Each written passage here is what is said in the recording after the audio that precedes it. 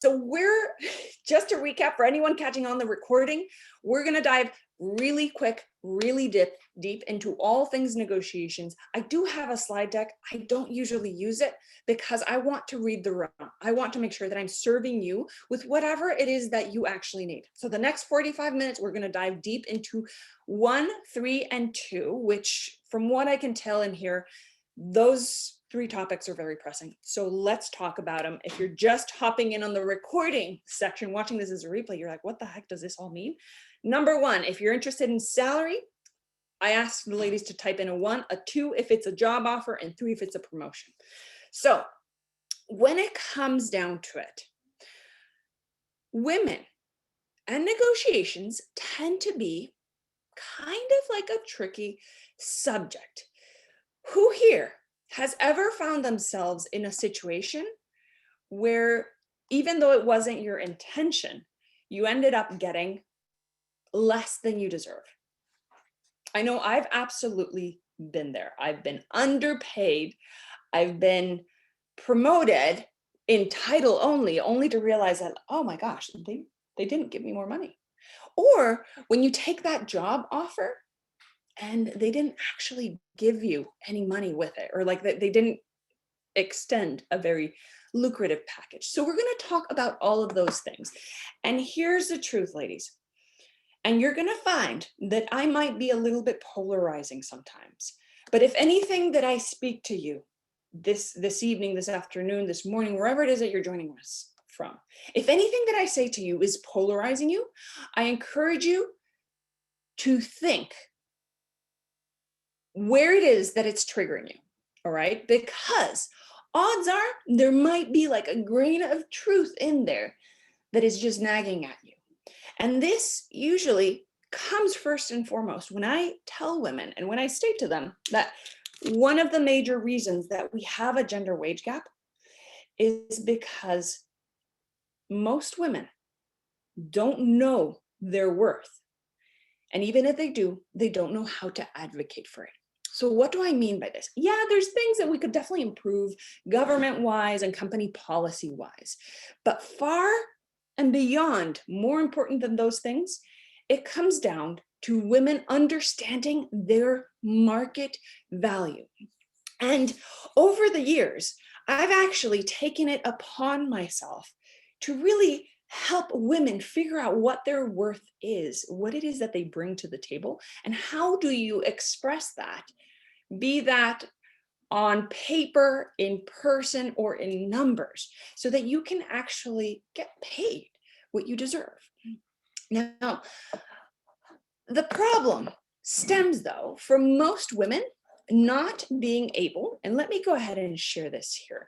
And yes, please pop in your questions in the Q&A and I will make sure that we answer them towards the end, okay? So I'm gonna share my screen here just so that everybody can follow in. Can you guys follow? Can you tell me if you see my screen? Can you let me know here in the chat if you are seeing my presentation? Ooh, where'd you guys go? Where'd the chat go? Oh, here we go. All right. Good. You see my presentation where it says, if you don't know your worth, why should anybody else? And this is one of the most pressing points that I need to make here. It is not your employer's responsibility to know what your current market value is. Yes, it's their responsibility to pay you, but you're the only one who's ever walked in your shoes. Your employer has not walked a day in your shoes, nor could you expect them to. So they don't know all the career capital that you've accumulated over the years. Now, what does that mean? That means that it is your responsibility to not only understand what you bring to the table, but to put your finger on the pulse of your market value. But how do you even go about doing that? And I've put this fancy little list here together. And I don't even know how to move on slides. Like I told you, ladies, I'm not a slide person. But my team always is like, you need to like keep yourself on script and follow track. Now, the first thing that you inevitably need to do if you want to negotiate for what you're worth is figure out what you're worth. I can't tell you how many times I've had some of my private clients come to me and say, Olivia, I went and asked for a raise.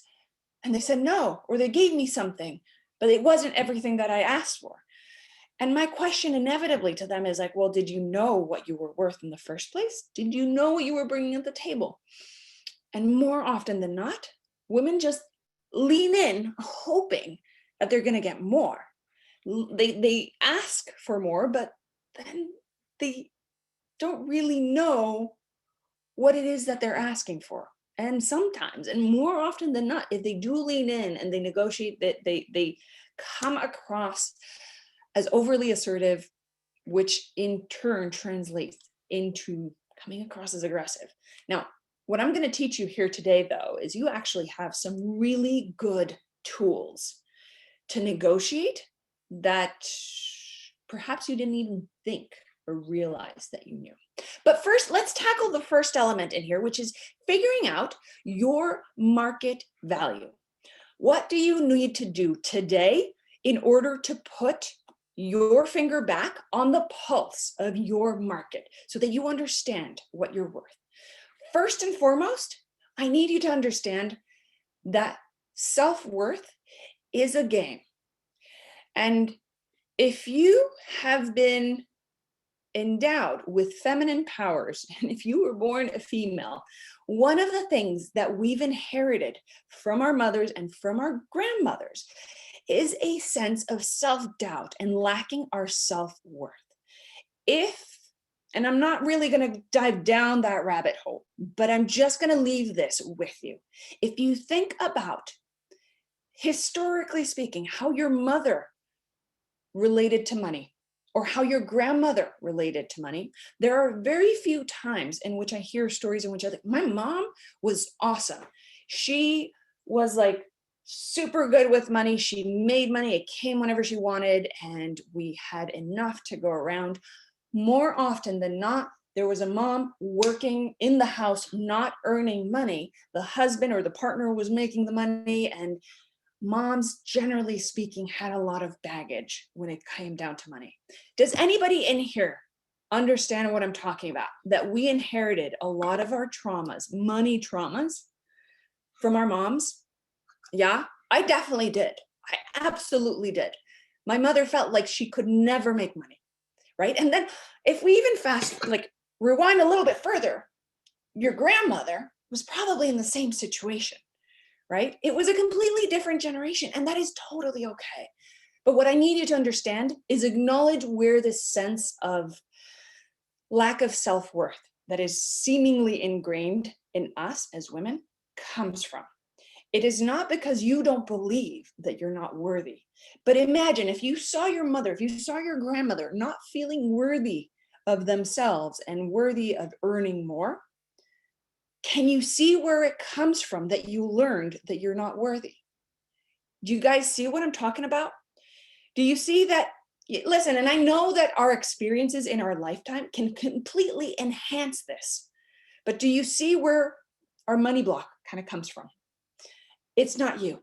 It's the culture. Wherever it is that you've been in the world, that I've worked with women in every continent, it's acculturation. So part of our baggage is not ours. So what I need you to just do is say mom, grandma, you guys were incredible human beings. Thank you for everything you taught me. But that baggage, I'm just going to check it at the door today. It's not coming with me anymore. Okay. This is the first step when it comes down to getting what you deserve.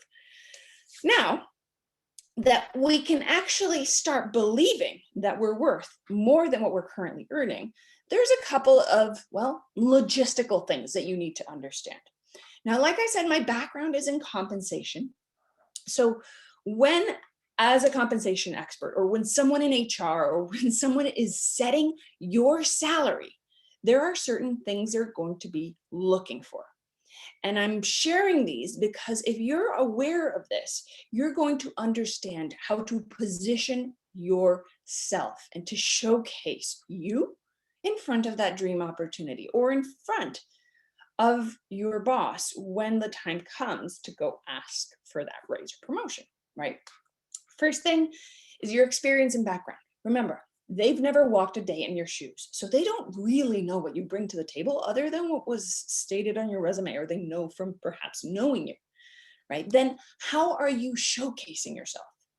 Total plug for your LinkedIn profile. Any ladies in here have a LinkedIn profile? If you do, and you haven't updated it in a while, ladies, you are showcasing your professional brand 24/7 on LinkedIn. And LinkedIn is where most opportunity holders, where the money is hanging out searching for their dream candidate like you. So if you haven't updated your profile, know that your personal brand, which whether you like it or not, you have a brand. Not having a LinkedIn profile is a brand in and of itself. If it's showcasing an obsolete version of you, then what does that mean? That truly means that you're not going to be seen for the career capital and the career goal that you bring to the table. Total plug for that. Now, also the other things that are going to be, whoops, I thought I shut that down. Fundamental. It is shut down, but it's still ringing. Weird. The other thing that's going to be fundamental is your performance, if it's a current role or your past performance. The things that compensation looks at when setting an employee's salary is what are the responsibilities in question and what do you bring to the table relative to the job in question, right? What is the demand for your skill set? If you're a software engineer or if you're an accountant, and there's many other accountants in, say, the Bay Area, what kind of talent pool are you competing with? And let's be honest, a lot of skills are replaceable. But if you've made yourself irreplaceable to the company, well, that is going to add value to what you bring to the table. Then there's a few more internal components to when your salary is being set. One of them being internal equity. How do you stack up to the people who already work inside the company, people who are senior to you or below you? What industry are you in? Are you in technology or are you in arts and crafts? Are you in the restaurant industry right now, or are you in software development? Like it depends what your industry is, how much value you can command. Of course, your geography in Texas, you're not going to be earning the same that you would be in San Francisco or maybe even here in New Hampshire. And then is the company pay philosophy. And this is an important one because even if a company hasn't actually stated it on their website, all companies have a pay philosophy. Now, I do a lot of work with Google, and Google's pay philosophy, even though it's not really stated, is that they pay at 110th percentile of the market. Reason being, they want to attract the best talent in the world, right? A company, a startup is probably going to start at a lower and say at the 25th percentile of what the general market pays for any given position, because they want to develop their own capital. So they're lagging in the market. And a lot of companies just look at the average market and they say, okay, this is what's going in the market. Like, let's just pay that. So on average, they'll pay at the 50th percentile. Now, I'm sharing all of these details with you ladies because I need you to understand how to set your price point, how to set your market value before you lean in to any of these three kinds of negotiations, whether it's a salary, a job offer, or a promotion. You need to understand exactly what you are worth. Now, I don't truly rely on free websites, just like salary.com, Glassdoor, all of these websites, because truth be told, I consider them junk data. You can do further research and ask peers in this community, for example. You're placed perfectly to be doing that, right? Now, remember how I was telling you that you actually had some incredible tools when it comes down to negotiations? Now we're going to get into the nitty-gritty of actually claiming what you deserve at the negotiation table. Ladies, can you see my screen where it says predisposed behaviors?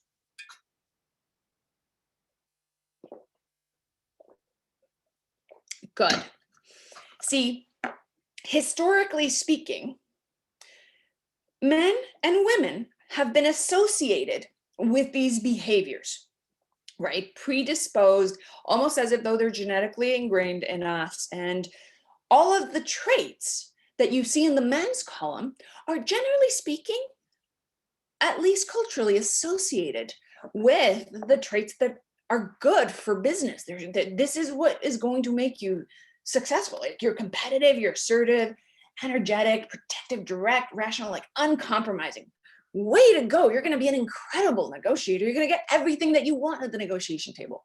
And the traits that you see under women, generally speaking, people assume that these are like the motherly skills. These are the nurturing skills. And being supportive, compassionate, those are the things that women do, that they kind of belong in the home. They don't belong in the workplace. Well, ladies, I want to shift this paradigm completely, because guess what? As someone who rubs elbows with the best negotiators on this globe, I know that we all absolutely agree that hands down, the world's best negotiator has none of those masculine traits. And the reason I'm telling you this is because every single one of those motherly traits or nurturing traits, whatever you want to call them, that are the women traits, those are what you need in order to be the top of the top kind of negotiator that can totally eclipse what a guy can achieve. Like, I feel totally bad for guys, because literally these tools that you already have just by virtue of being born a female, and this is regardless of your gender, you already have everything you need to be a phenomenal negotiator. And as proof, the world's top negotiator. Does anybody know here who is considered to be the world's best negotiator, hands down, by every expert in the industry? If you have a guess, please put it in the chat. I can't wait to hear. Usually there's someone who will get it right. Yes, Roxanne crushed it. Oh my goodness. Yes, exactly.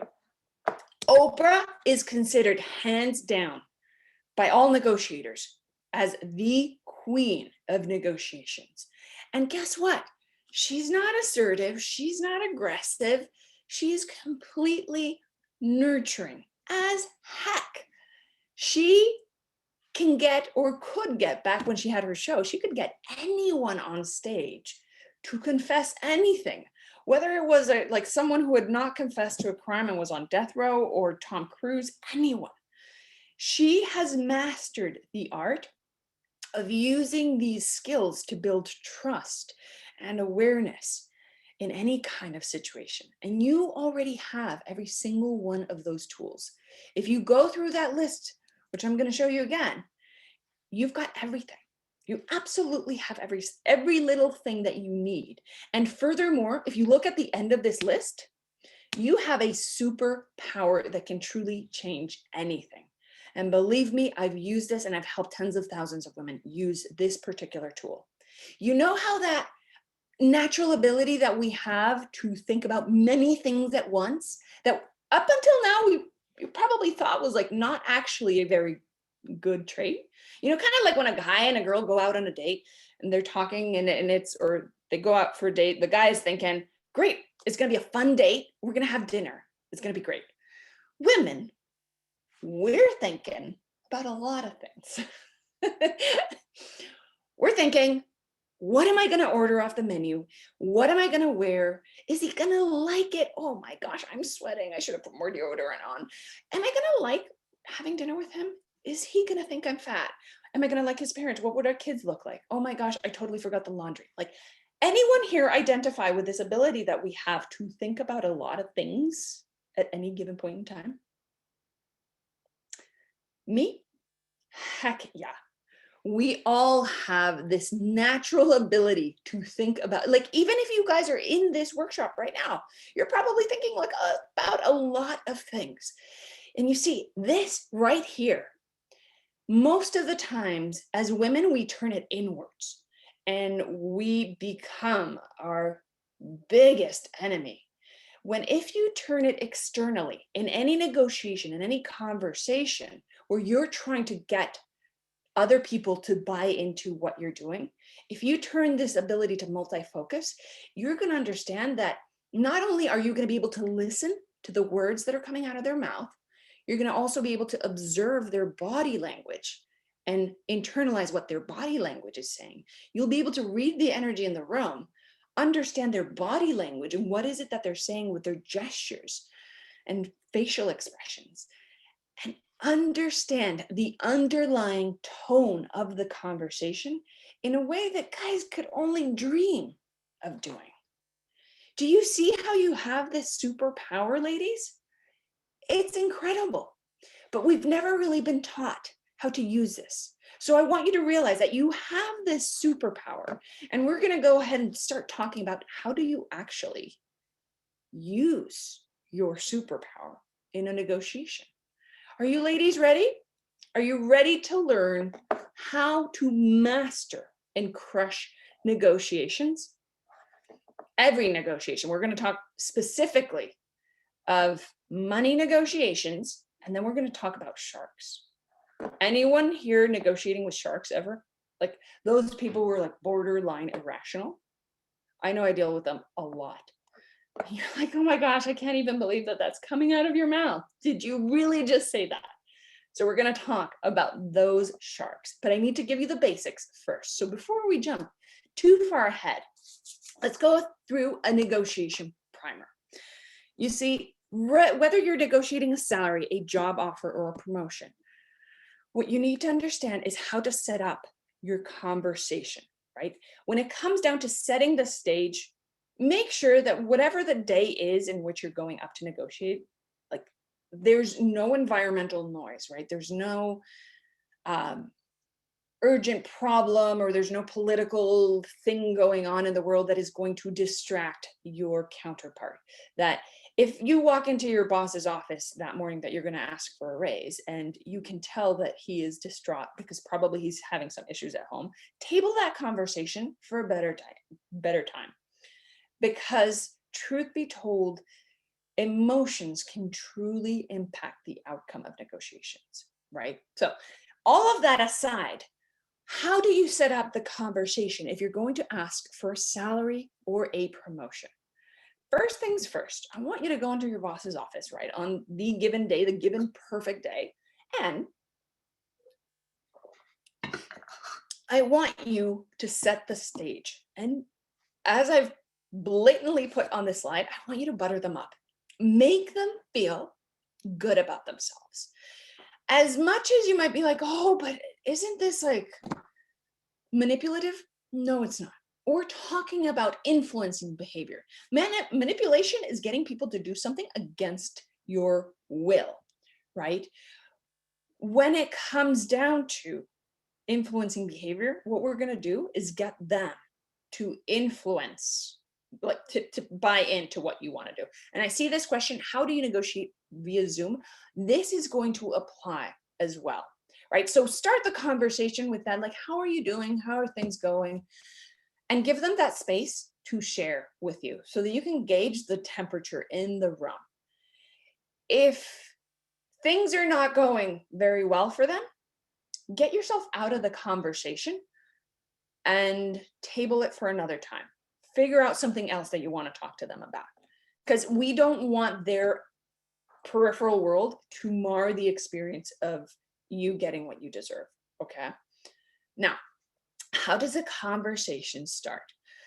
Boss, listen, I just wanted to let you know that I've truly appreciated everything that we've been working on this year, or insert like the specific focus that might make them feel like you're respecting what they bring to the table, that you're showing acknowledgement for their hard work, right? So if your boss has been spearheading this particular project for years and you've been a part of it, say, you know what, boss, I really appreciate working with you.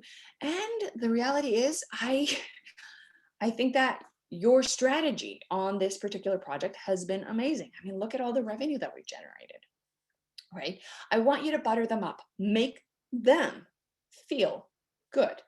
right? Because here's the truth. As human beings, all of us live in our very own fairy tale. And we're all, and let's face it, we're all very selfish. And at the end of the day, anyone that we are interacting with on a daily basis in any kind of form, way, shape, or form, whether it's a negotiation or whether it's trying to get ice cream at the corner store, like any interaction that we have during the day is either helping us get closer to that happy ending that we're looking for or detracting us from this. So I want you to be getting your boss to that closer towards that happy ending. If you don't believe me, well, listen, all you got to do is think about yourself. You've never walked a day in anybody else's shoes but yours. What does that mean? You can't see the world from anybody else's vantage point. And this is why the world revolves around you. For me, my world revolves around me. For you, it does too. And for your boss, it does too. So I need you to understand how to influence his or her behavior. And in order to start this conversation on the right foot, you need to make them feel good about the work that they bring to the table. And then what I want you to do when you're going to ask for this salary or for this promotion is ask for their help. Now, this is where many, many women make the biggest mistake, which is they say, boss, I want to get paid more. Or boss, I want a $30,000 raise. And what you don't realize that you just did by asking that is that you've just put them in a corner. Whether it is really true or not, you've kind of lashed out at them because the underlying implication of that is that you're currently being underpaid or you are in a role that is not worthy of you, right? So the underlying tone of this and the way it's going to sit on the person on the other end of your conversations, they're going to feel like, I'm not doing a good job, so I'm going to want to defend myself, right? So don't go with either one of those approaches. Instead, what I want you to go with is saying, listen, boss, I need your help. If I'm honest with you, I haven't been keeping the finger on the pulse of my market value. But recently, I came to realize that I should have done so a while ago, but I haven't. Can you help me figure out a way how I can get to earning $170,000? Can you help me figure out how can I get promoted to this next level? Or the other approach, depending on the relationship that you have with your boss, is saying, can you help me understand what I need to do so that we can get me to this number or to this level? And here's what I want you to do. Once you ask that, there's going to be a pause. And I know Sarah and I were talking about this earlier, that oftentimes leaving that pause is our Achilles heel. That pause, that moment of I am going to allow them to speak, is very often filled with but you don't have to if you can't, or if you can't figure it out. As women, we fill that pause in and we sabotage any chances of truly getting what we deserve. Anyone here understand what I'm talking about? Can you let me know in the chat if you understand what I'm talking about with this pause? Where when we make an ask, we go ahead and fill that void if they don't answer immediately. Good, ladies. Yes. And that is a magical moment. We feel so uncomfortable, Abby. You're absolutely right. When we are in that awkward pause. But here's the truth of the matter. That pause is sheer gold. And in fact, what happens after is even more powerful. And I want you to understand that what happens once you leave that pause is you're reclaiming power in the conversation. You're putting them on the spot, even if it's in a non-aggressive way. You're leaving it up to them to say, all right, I'm going to be the knight in shining armor and I'm going to come to help you, right? You've set the tone in a way that you're not alienating them, you're not antagonizing them, but rather to help you. Instead of alienating them, you've actually partnered with them. And you're going to leave that pause there, and it's going to not be as hard because you haven't alienated them. You didn't throw a dagger at them, right? But what ends up happening is you're more than likely going to get a no. Ladies, I want every single one of you guys to be prepared to receive a no. Can you ladies promise me that you, from today onwards, you are going to go into negotiations expecting a no? Please? You're going to understand this in just a moment. You see, a no is the start of a negotiation. If you haven't reached a no, that means they're giving you something that they were already willing to give you. Do you guys get that? Who here has newfound appreciation for no? No is when your negotiation actually starts, ladies. And this is the flippin' powerful component of negotiations. The pause and the no is what I need you to understand and learn to expect in any given negotiation. All right? Because the moment they say no, you've allowed your counterpart to feel like they are in control of the conversation, right? That's exactly when the negotiation starts. Your counterpart is going to be caught off balance, and it's good that they are. And give them that sense of security and grounding in that no. Allow them the space to feel in control of the conversation, even though you and me know otherwise, right? And they're probably going to say no for a very completely different reason that is actually the true reason, right? They're going to say, no, sorry. I mean, I'd love to do that, but no, we can't because it's not really in the budget right now. More than likely than not, the not has nothing to do with that. It might have like really to do that you're bumping up into someone who is already in a senior role to you, or maybe that they're just really busy with other things to put through the paperwork. So usually the reason why you're going to get that first no has nothing to do with the true no. But this is like an onion that you're going to have to peel. Okay. So there's this process that you need to work through. So you're going to expect that no, your boss is going to say, sorry, no, it's not in the budget for this year. We can't do it. And what I want you to do thereafter, and literally, ladies, this works like magic. I want you to acknowledge their position and accept it. I understand that it's not in the budget. That totally makes sense. All right. Up to there, you completely acknowledge them, made them feel safe in their stance. You've made them feel in control. What happens next is immediately after that, you say, would there be any way that I can help you figure out how we can make it happen in the budget? You anchor in on that problem and you help solve it. Right? And if that wasn't the real problem, what you're going to realize is that your boss is going to come up with another no, right? We're peeling the onion.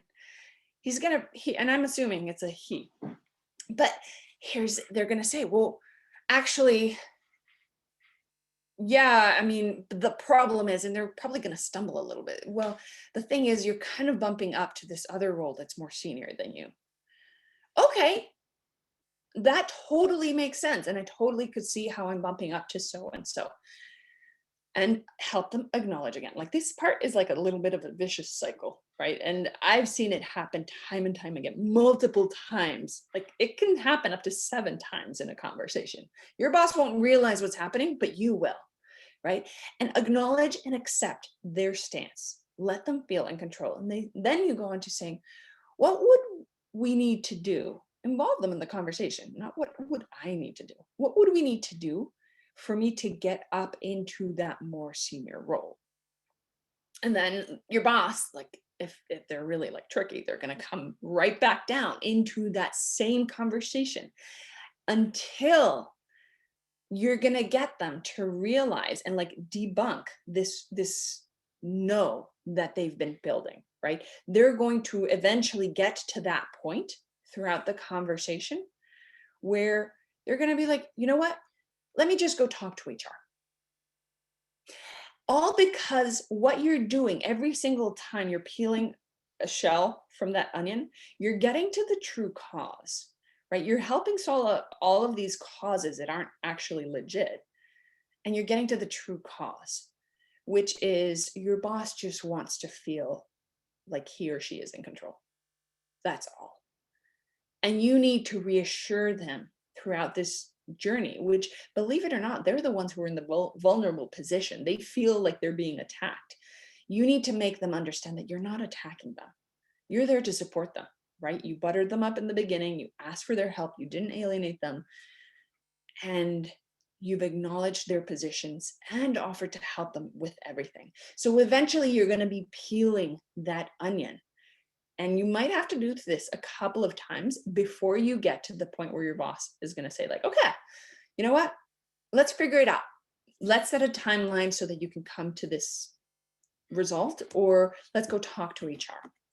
See, ladies, most of us women, we tend to take a no and like go recoil, never go negotiate again. And I want you to understand, a no is just a starting point of a negotiation. And also, a no right now doesn't have to mean a no forever. Does this make sense, ladies? Do you now understand how to structure your negotiation and or promotion for that matter? Amazing. Now, let's face it, we are in the real world. And sometimes we negotiate with sharks, trolls, and or ogres, as we call them in my world. Those people who you're like, I cannot even believe that that's coming out of your mouth. Do you guys have anyone in your life that you can think of? Maybe it's like your child, right? Your 2-year-old who sometimes the craziest stuff comes out of their mouths, right? I've certainly had bosses like that where they just like go for the visceral attack. They just go for the jugular and they go for irrational arguments where you're like, oh my gosh, like I can't even believe you got into your job. I won't make you confess, but I know that every single one of us has at least one of those people in our lives. We're like, where did you even come from? So what do? You see, negotiating with a shark or a troll or an ogre is different because they're not negotiating in order to protect themselves. They are attacking from a place of absolute fear. These are the folks who are not going to rationally argue with you. They're just going to attack you. And they're going to attack you emotionally and irrationally. And they're going to make you feel like crap. Pardon my French, ladies, but they make you feel insecure. They're going to go directly for what's going to hurt you emotionally and viscerally. And that's exactly what they're aiming for. And what I want you to understand is that most women, what we do when we're negotiating with a shark is we either recoil, go back into our office and never bring this back up again, or we attack back. But more often than not, if you attack back, the shark is ready for blood. They are ready to get you, crush you and like destroy you. Like this is what they live for. So you can go the attack route, or you can turn them onto your side. And how do you do that? Well, first things first, whenever they attack you, I want you to completely throw them off guard with a compliment. You have suddenly built like almost like an armor to his or her attacks. And next time they compliment or they like lash out at you with whatever it is, you say something like, it's interesting. I know a lot of people find it's really scary when you yell like that. I truthfully just find it amusing. Or if they're saying, you're just worthless because blah, blah, blah, blah, like whatever lashing out they give you, you just go ahead and accept it, acknowledge it, and say, you know what, that might be true, but I really appreciated the work that you did in XYZ project. You want to throw them off kilter, right? You want to push them, like get them to destabilize, because they know they're going for blood. They know they can get blood out of you. And I'm using this anatomy or this analogy because it's really, really appropriate. But if you shift them and like kind of like course correct them by like throwing them completely off guard, it's a completely like destabilizing situation that makes them kind of go back and say like, whoa, what's going on? And what you'll notice, and it might not necessarily work to completion the first time, but what you will notice is every time you're dealing, and this is in Zoom or in person, with a shark, what you're going to find is that the attacks are going to happen less and less frequently. And eventually, you're going to be able to kind of even ask them and position yourself in a situation where you're partnering with them to solve whatever it is that you need, right? Whether it's a raise, a promotion, what have you. Once you've figured out how to destabilize the shark, right? To have him or her realize that the attacks are not going to work on you, that's when you actually start building up that relationship. So negotiating with sharks is rarely a one-time thing. It's usually takes a couple of months because you need to get them on your side, right? And once you get them to the point where they're no longer attacking you because they know they can't elicit a response from you, what you want to do is partner with them, catch them even further off guard, and go ask them for advice. What would you do in my shoes if you're trying to get promoted to XYZ position?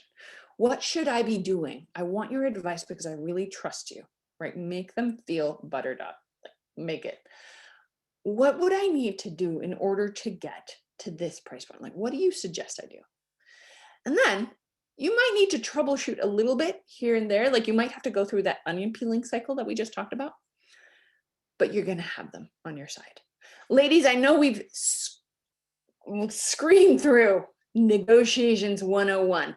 Does everyone in here understand how to structure their upcoming promotion, salary negotiation, and even job offer? I guess all of this does apply to job offers, but that wasn't quite this as heavy when I asked for numbers, like who was in a 1 or 2 or 3 category. But do you see also how to apply that for job offers? It's basically the same thing when you're having the salary conversation. The only thing that I would say for job offers, never give the number first. The recruiter, the headhunter, and everyone's going to ask you, what's your rate? What do you want to be paid? And what I want you to say in that situation is, you know what, that's a great question. I can't tell you how much I appreciate you asking, because I've been wondering that myself. And if I'm honest, I'd be really curious to figure out how a company like yours would value someone like me with my background relative to the position description in question. Throw it right back at them. I don't want you ever giving the first number. Does that make sense, ladies? Awesome. All right. Yep. Now I'm going to open it up for questions. So submit your Q&A in the Q&A questions. I'm going to stop sharing. And also, if you have a question that you want to come on screen for, feel free to do that. All right. I see. All right. We have, how do I see the raised hands? Gita. Is it Gita? All right. I'm going to allow you to talk, and I'm going to go between here and the Q&A. Ask away, please. Go ahead and ask your question. I'm going to ask you to unmute. You there?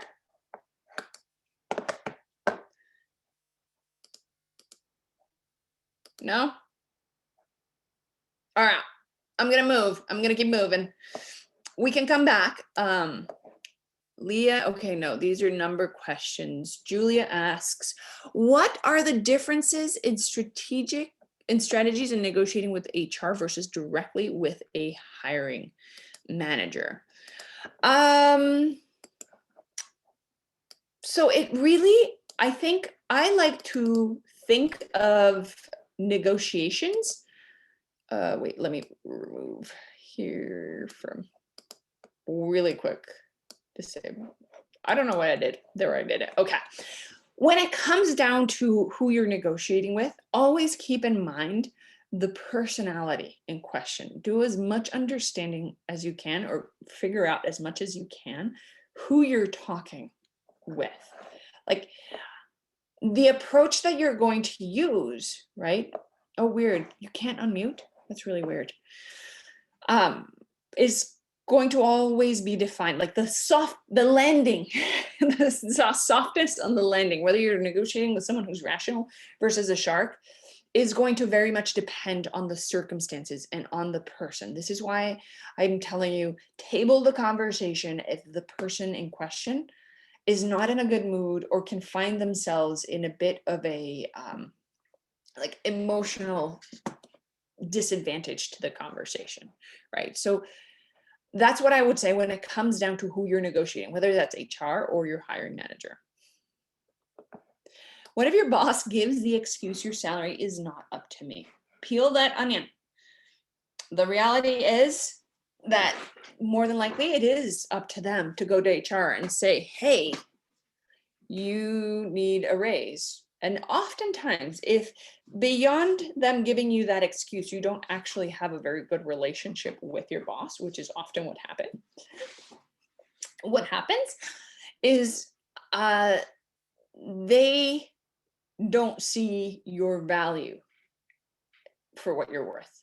And at that point, what I would tell you is start becoming a retention issue. Because when you become a retention issue, your boss will listen, and or HR will listen.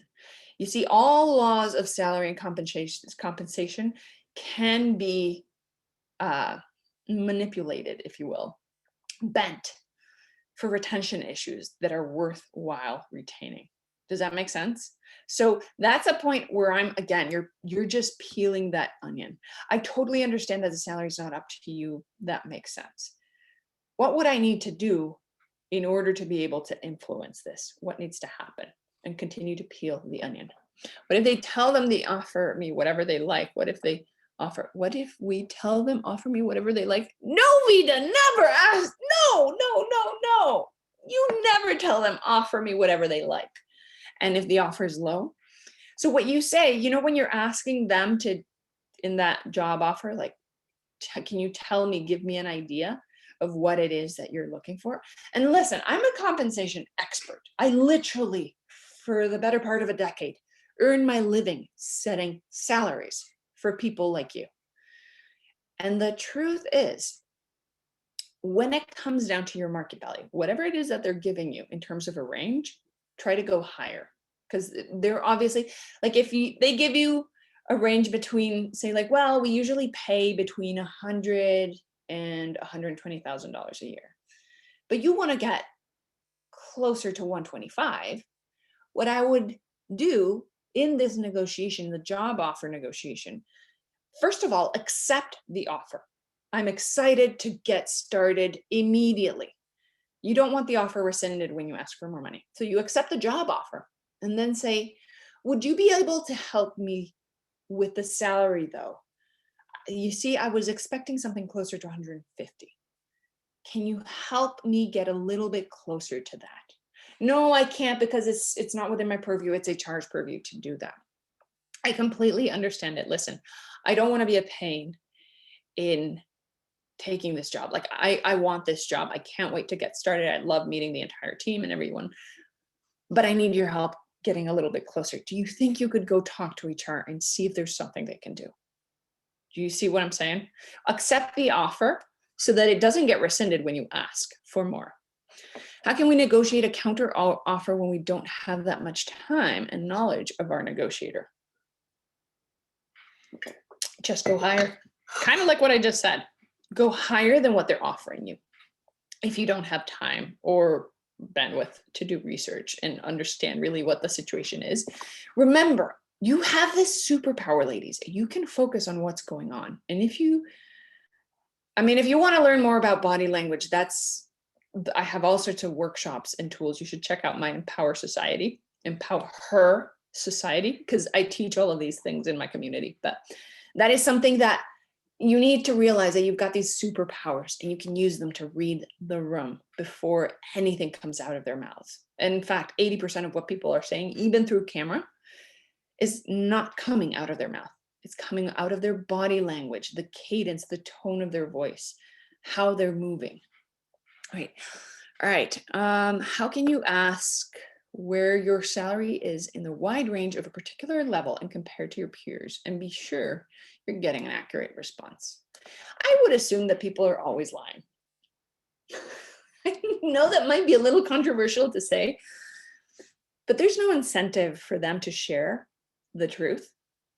Why? Like, I mean, unless you're working for like a really established company that has a very like transparent policy, I would just assume that they're not giving you. Why would they give you all the cards? This is a game, ladies.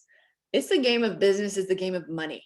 It's like, think about it. If you were to go buy a pair of shoes and you saw that they're the perfect pair of shoes that you've been looking for your whole life, and you see that there's a 50% discount on them, would you go to the counter and ask to pay full price for them? Please tell me you wouldn't.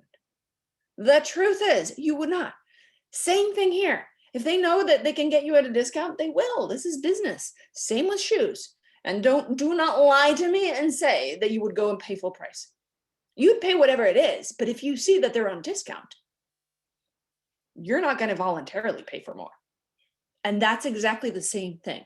Ladies, think of yourselves as a very fancy, beautiful pair of shoes. For starting any discussion about promotion with current manager, do you have any suggestions on what to consider given uncertainties due to COVID in some sectors?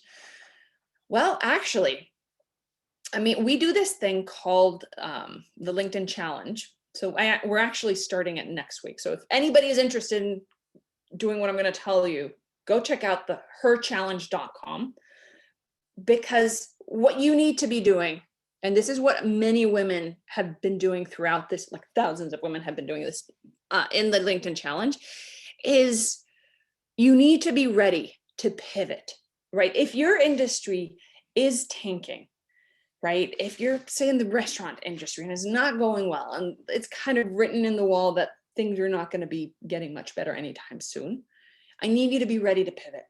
You've got, if you ladies are in this community, it's because you've got some incredible skill sets and talents to bring to the table. But you need to understand that there's things like the economy and the industry that you're in that your boss cannot control. And as a result, you might find yourself being nixed. So are you ready to pivot your skills? Right? And what's that's going to do if you don't actually end up needing to pivot or go anywhere or find any other job? What you do find is that you have a backbone, a stronger backbone to come into this conversation with your boss, right? Because polishing up your career assets and showcasing them to the world kind of raises your standard on how the world sees you, and as a default on how your boss sees you, right? So if you're in a situation where the economy has impacted what you're able to earn and all of those different things, like if you're in a situation where there's a writing in the wall, there's uncertainties, the first thing that I would do is get your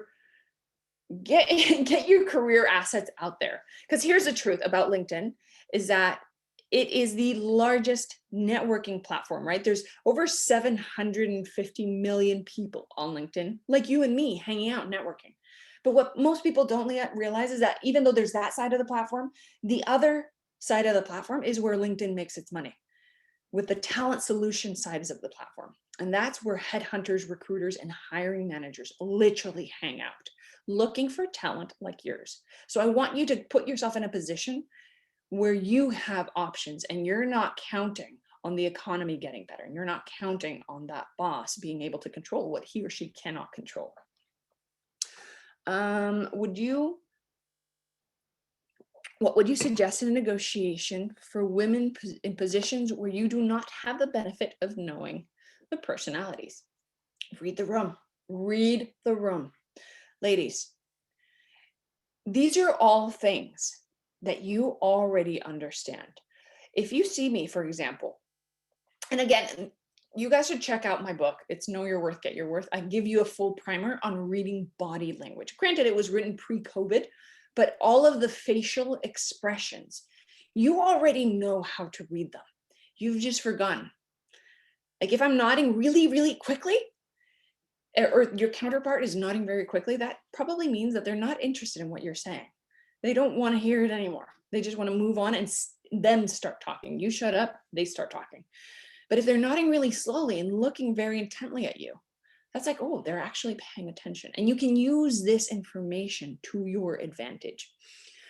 So if you've gone through several onion peeling cycles, but your budget has been the only answer, should we keep going after like 3 cycles, or is it appropriate to make some proposals to help me get to that number?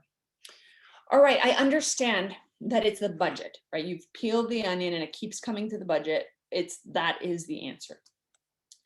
Come, and you more than likely, if that is truly the answer, you're going to know beforehand. Like you probably had an inkling on what was going to come, right? You're probably not oblivious to the fact that the budget is going to be the answer.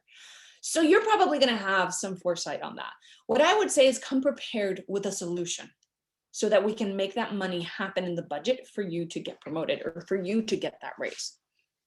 Now, what are the buckets that can be involved in a salary negotiation before joining a new company on top of the base salary?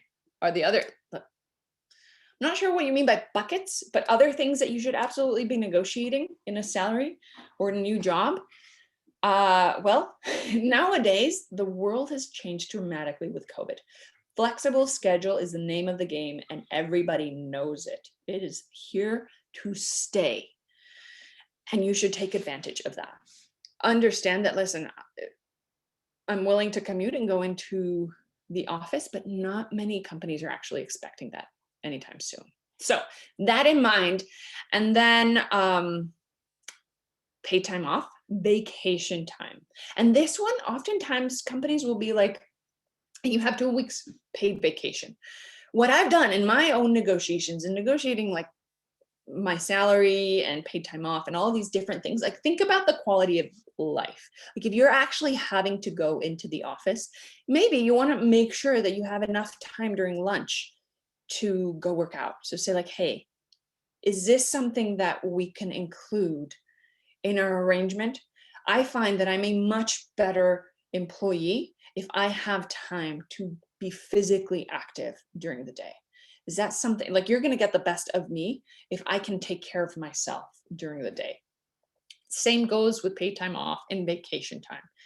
Hey, I understand that my first year, I don't get any vacation. That said, I already had a week-long vacation to Hawaii planned. Even if you don't have it planned, ladies, this is a game. You need to understand how to put your poker face on. Can you please share the recording and the slides? Absolutely. Totally. Please speak to how to negotiate your salary when you find out that someone in your same position is making more than you make. Oh, I've been there, Makisha. I've been there. In fact, I was working at this organization called the Inter-American Development Bank, which is like the equivalent of the World Bank, but for Latin America. And I had an MBA. I was finishing my second master's degree in economics.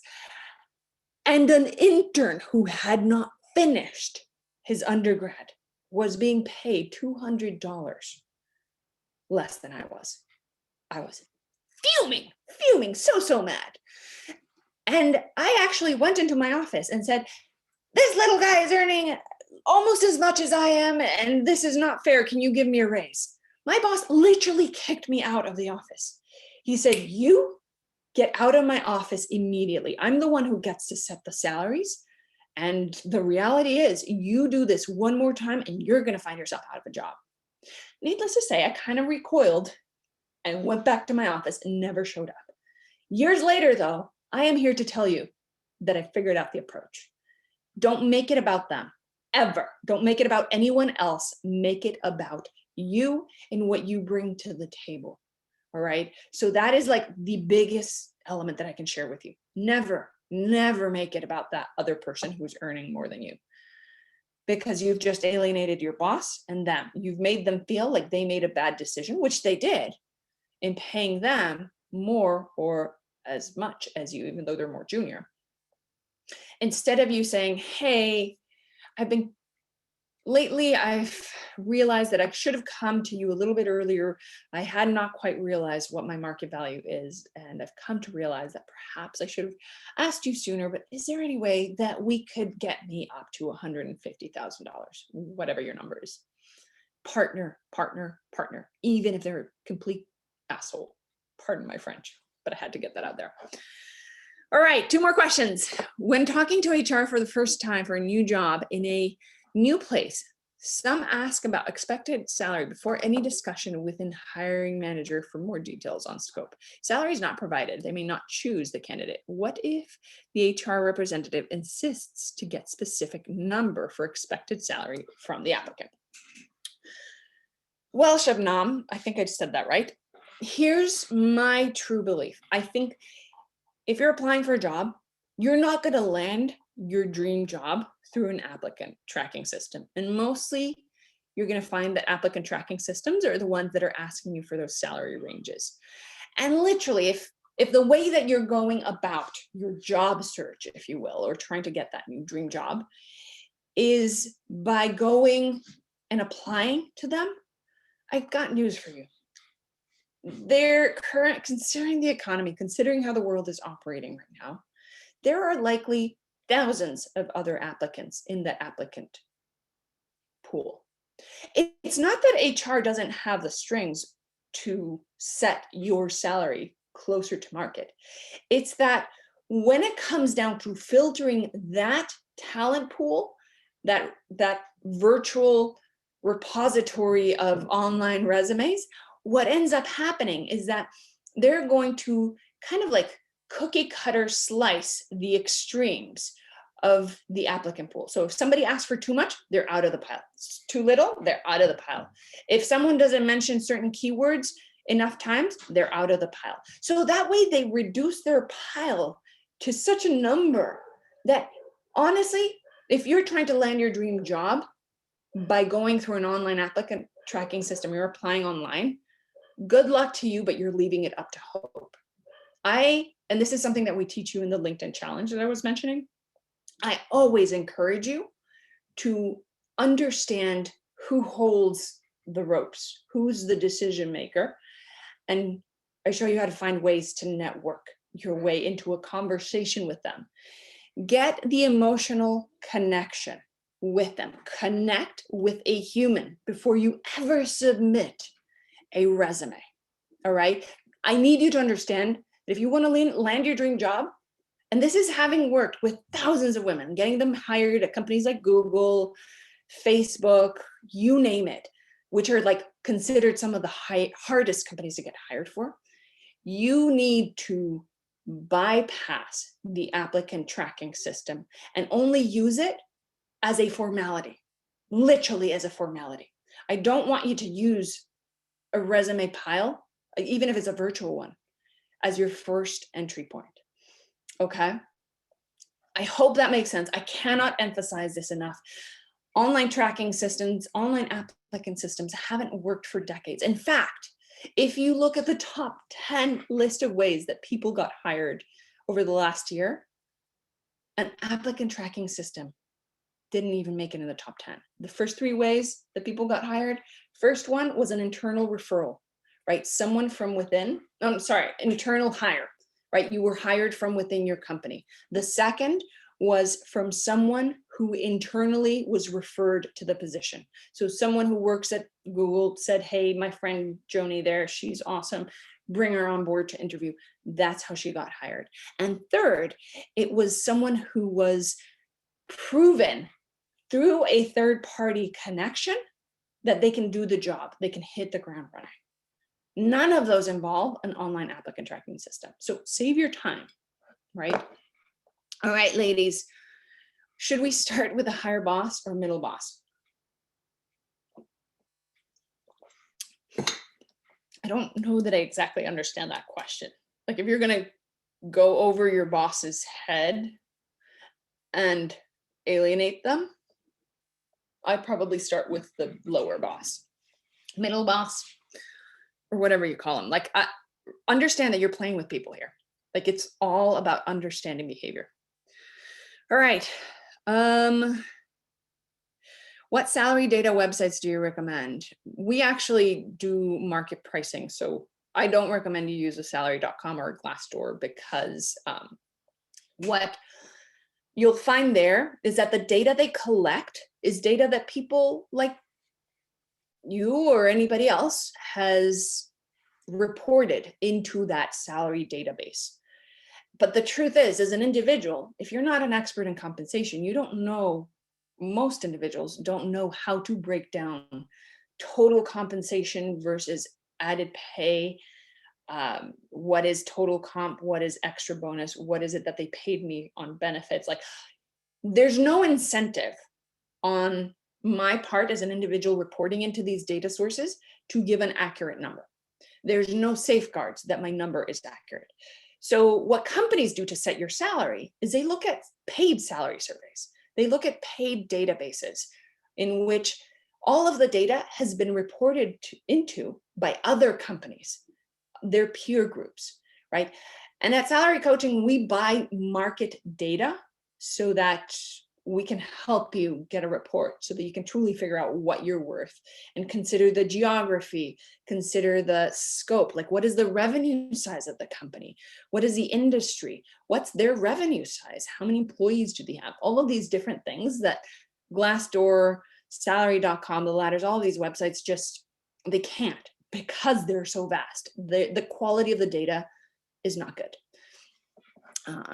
So if HR has already shortlisted the applicant and called to expected salary before next interview with the hiring manager, well, that's when I would say, again, I'd be like super polite to you, to the person, and try to partner with them. Say like, thank you. I honestly really appreciate this question. And truth be told, can I ask your advice? If you were in my shoes, what would you suggest is the expected salary that I should be asking for? Because I don't really know how you guys would set a price point, or like how you would value, or what your compensation philosophy would be to value someone with my background relative to your position description. Put it on them, come hell or high water. And if they're saying, like, if they're pushing back, they're like, no, you put it on us. What I would say is, thank you. I understand that. Like I said, I don't really act confused. I seriously, it's off, but it's still ringing, you guys. I don't know what to do. Put it back on them, but don't alienate them. Don't get defensive about it. Just say like, I just genuinely would really appreciate your help because I don't know what number to give you. Let them speak first.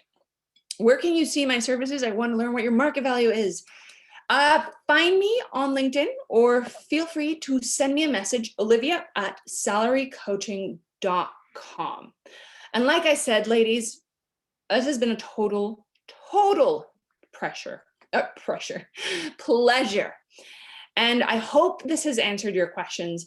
I'm totally going to put a shameless plug in here, ladies. If you want to join me in our 14-day LinkedIn challenge, it is live. I'm going to walk you through 14 days of micro, tiny installments that are going to completely overhaul your LinkedIn challenge, so that not only do you realize like what your current market value is, but furthermore, you understand how to showcase what you bring to the table and how to negotiate. So or how to network your way into that next big opportunity. So I give you all of my scripts, how to have these conversations and such. So check it out at herchallenge.com. I'll put it here in the chat.